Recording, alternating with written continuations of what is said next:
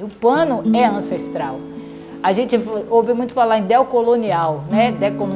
O pano é decolonial, porque vem muito antes dessa colônia chamada Brasil. E a gente precisa preservar ele, porque fala da nossa história.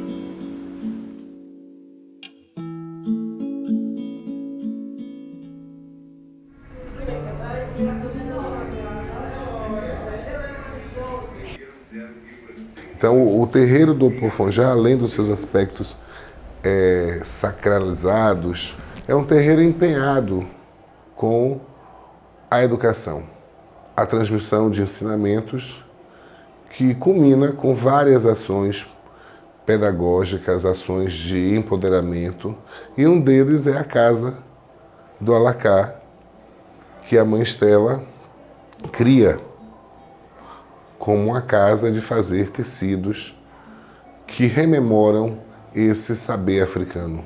Agora, esses panos vinham todos do continente africano, da costa da África. Mas aqui, na Bahia, as mulheres e os homens que trabalhavam como costureiros, no século XIX, os ganhadores, fabricavam tecidos. Não apenas os que traziam da África, mas trouxeram também a técnica de fazer. Esse aqui é um dos últimos mestres da Bahia. Hoje, um dos últimos mestres, mas hoje temos uma mestra, Keirá. Ela é discípula dele, ela aprendeu com ele, o mestre Abdias. E a Iraildes é hoje a grande mestra do terreiro, incentivada por Mãe Estela. Ela dá continuidade à obra do mestre Abdias. Então, quando o mestre Abdias veio para cá ensinar, eu queria, porque queria aprender também. Só que naquela época o meu irmão que estava no curso, e ele pegou e falou assim, não, criança não entra, não pode. E aí me tirava, me colocava, porque a aula aconteceu no barracão. Porque como era muita gente, um único TA, então tinha que ter um espaço. E aí ele me botou na arquibancada para poder ficar de longe assistindo. Mas mesmo assim dava aquela fugidinha para perto do TA para poder dar uma olhadinha. Aqui é um espaço democrático. Mãe Estela democratizou o pano, porque a construção desse espaço foi com a ideia de preservação para que os próprios filhos da casa, ou até mesmo quem fosse de religião de matriz africana, pudesse confeccionar seu próprio tecido. E a Casa do Alacá, hoje a gente tem esse, vamos dizer assim, esse dever maior, não só de ensinar a técnica, mas as pessoas entenderem a importância desse pano como identidade de um povo.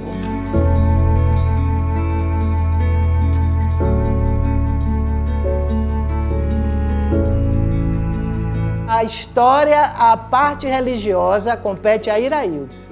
Mas a técnica, o amor que eu criei a isso aqui é meu e eu passo para eles. Eu não consigo passar o amor, mas eu abraço e o meu carinho vai junto, mostrando para eles o quanto isso aqui é importante. Na África, o pano de Alacá ele é usado com outro sentido, né? Ele traz como uma identidade.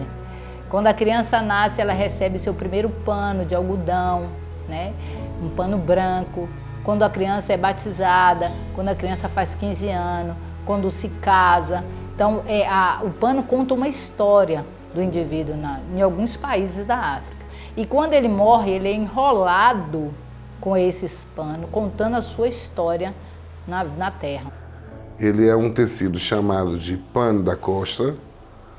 Não é porque ele usa nas costas, também usa nas costas, mas porque ele vem da costa da África.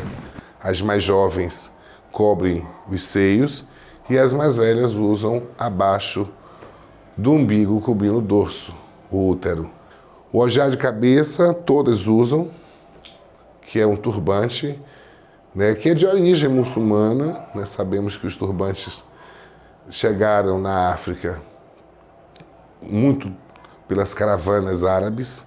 Os turbantes chegaram entre nós também, embelezam as nossas cabeças, mas nos protege. A cabeça deve ser coberta, porque a cabeça é chamada de ori, e o ori deve ser protegido.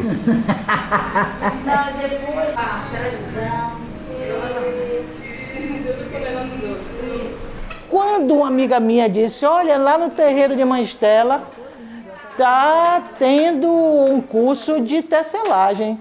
Eu, tecelagem, tecer no prego? Não, é no tear. Eu nunca tinha visto um tear na minha vida.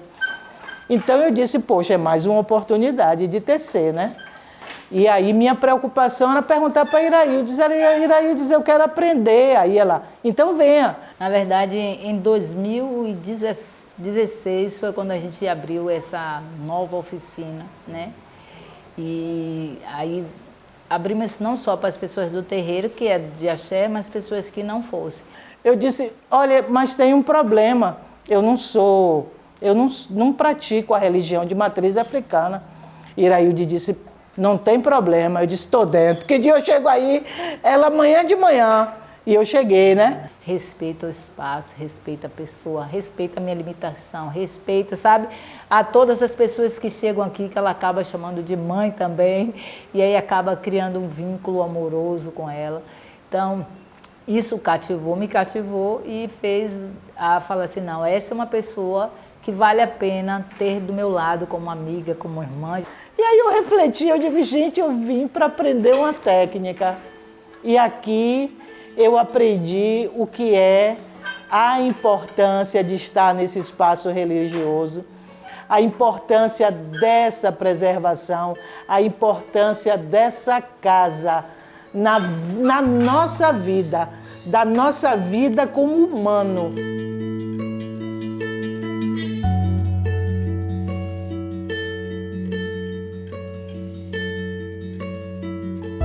Norma ficava bestificada quando um pano dela estava na cabeça de uma filha de santo, dançando no barracão. Eu disse, Norma, você não sabe a emoção que eu tive quando o meu primeiro pano foi usado por uma filha de santo e logo depois o orixá dela. Eu chorei, ninguém viu, mas eu chorei, porque eu falei, gente, eu sou capaz de fazer coisas que, juntando com a energia do sagrado, se transforma numa beleza.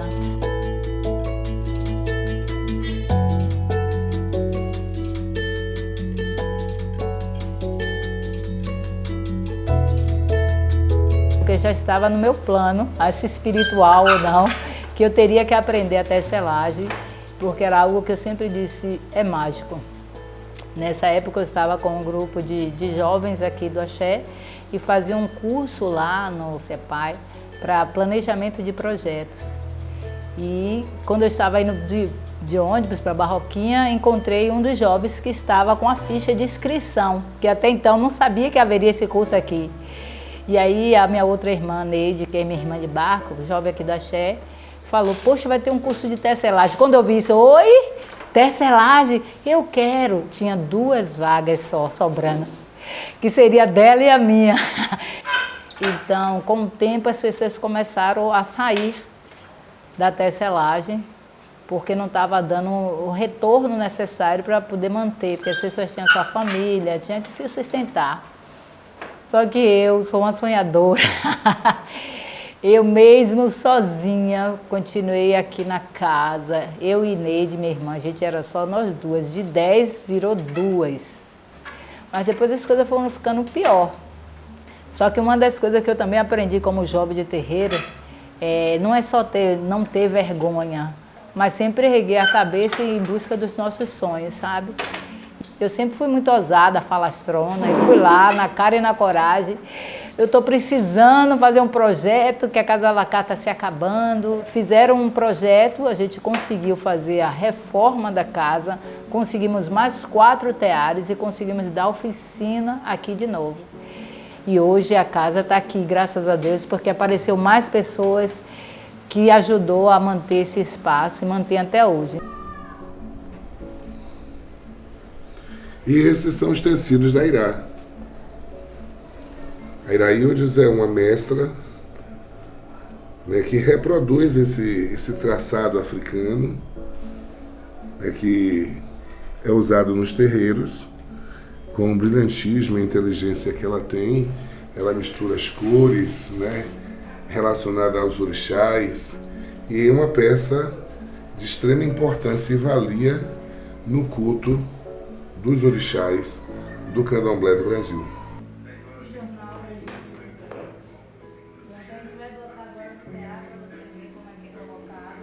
Tá.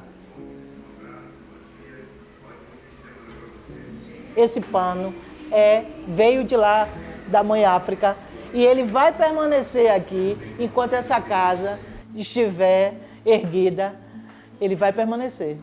Esse viver africano é, sobretudo, resiliência. Né? Porque no meio de tantas dores, de devastações, de catástrofes, cataclismas, a gente tem carnavais, né? Danças, festas, comidas, alegorias. E tudo pode ser traduzido num pano. E a preservação e a importância de falar dele, para a gente que é desse espaço, é mais do que o máximo. É a oportunidade de a gente dizer assim, chega de discriminação, venha conhecer um pouco da gente, venha conhecer da nossa história e fazer parte, porque o Brasil não é branco ou preto ou índio, o Brasil é miscigenado. Então é um país de todos e toda a cultura que existe nele deve ser respeitada e aprendido, né? Como preservar e dar seguimento, porque esse negócio de preconceito já chega, basta, chega.